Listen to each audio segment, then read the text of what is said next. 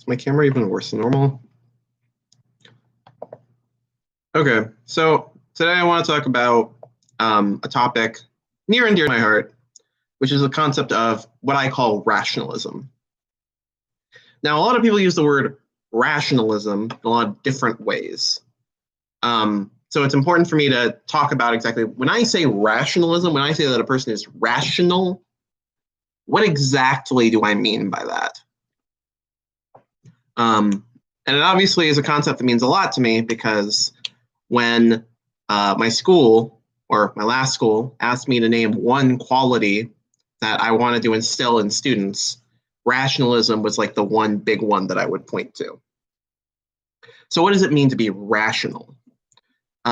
So first of all, probably the most important thing about rationalism for me is that rationalism has nothing to do with beliefs. So to put that another way, for pretty much any claim about the real world, just because you believe that thing doesn't necessarily mean that you are or are not rational. So let me give some examples. In my opinion, you can believe the world is flat and be rational. In my opinion, you can believe that, I'm trying to think of another good example. You can play 1G4 and be rational. You can believe that the sky is purple and be rational. None of these individual claims are enough to say that a person is not rational. Okay, so then if rationality isn't about beliefs, or rather, it's not about knowledge, what is it about? So for me, rationalism is about thought process. It's about what is the method that you use to figure something out. Now, for most people, some of those beliefs that I named earlier would make you irrational. Or rather, we could inductively reason. If somebody says they believe the earth is flat, they're probably not a rational person. But that doesn't mean they are irrational. It's about what thought process did they use to get there. A big part of the reason I say that you can be rational and believe things that are wrong is because it could be the case that you're missing some vital piece of information that, given that information, you would come to the correct conclusion, but you lack that information, so you come to an incorrect conclusion. So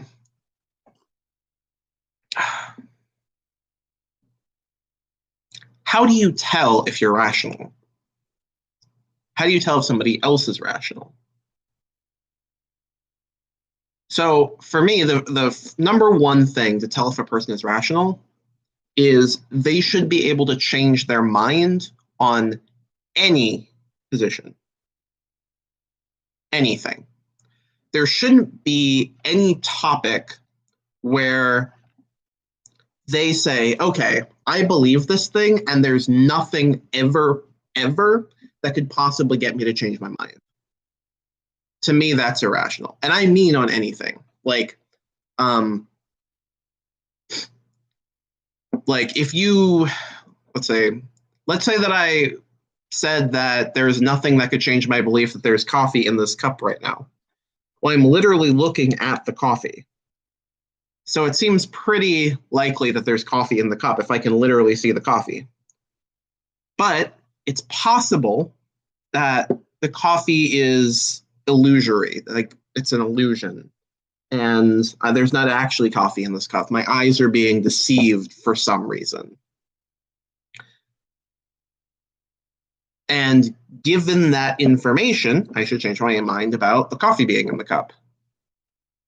Now, the coffee being in the cup is a pretty basic claim. It's pretty hard to come up with ways to disprove it, and I did. So when we talk about more substantive more complex beliefs, beliefs like, does God exist? Beliefs like, is global warming real? Is the world flat? These are much more complicated beliefs. These aren't beliefs where you can just go like, okay, I'm going to go one thing, and now I know the answer. So if you can't change your mind on those things, given some set of beliefs, then you're definitely irrational. Now, there is a slight caveat that I would make here, which is that some beliefs are what we would call, some beliefs are what we would call like axiomatic or properly basic. Technically, these things have a distinction in philosophy. I don't know it though, because I only took Philosophy 101.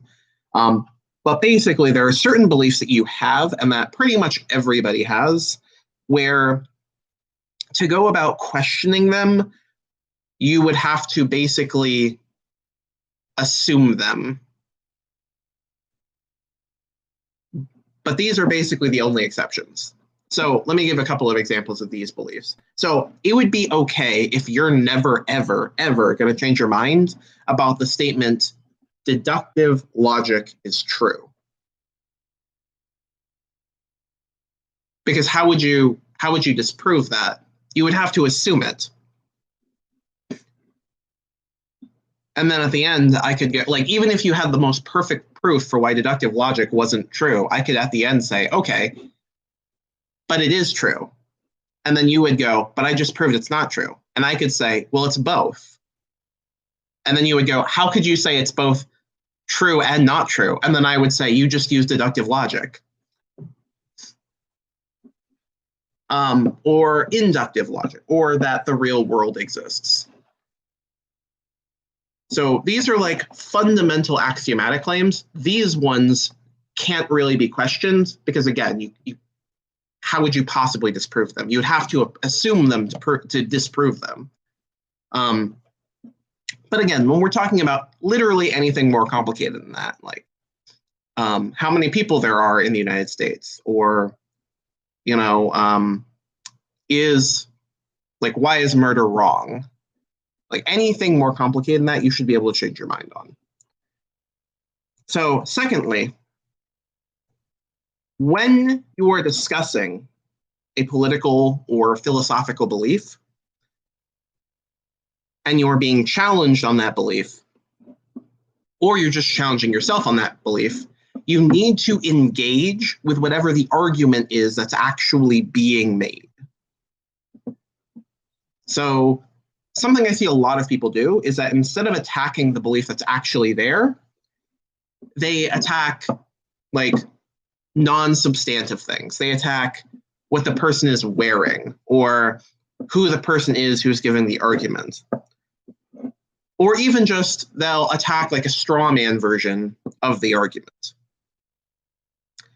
Not only should you attack the argument being made, but you should work your best to steel man that argument as much as possible. So if they give an argument and there's some small semantic flaw with their argument, you should do your best to help them correct that flaw before you attack. And this is something I see over and over again, where somebody will say something very slightly semantically wrong, and then they'll latch on that as opposed to the actual argument being made. I literally saw an example of this the other day where I have this guy who I know where he said, so it seems like you're implying this. And then the other guy goes, you idiot. I'm not implying it. I'm outright stating it. Okay, well, there is a difference between implying and stating something, but the difference is so small and so semantic that that's not really what you guys are talking about. So you shouldn't really be bringing it up. So again, steelman the argument, actually argue about what's being said. If you offer to steelman their argument and then they don't accept the steelman, then I guess you can go ahead and attack them. but just know that that's what's happening. And then finally, the argument is always more important than the final stance. So if you end up being right later using information that was not known at the time, that doesn't mean that your argument earlier was rational. It's possible to make an irrational argument and be right. It's possible to make a rational argument and be wrong. So make sure that you're holding yourself accountable for your arguments and that you're looking at your thought process and not your conclusion.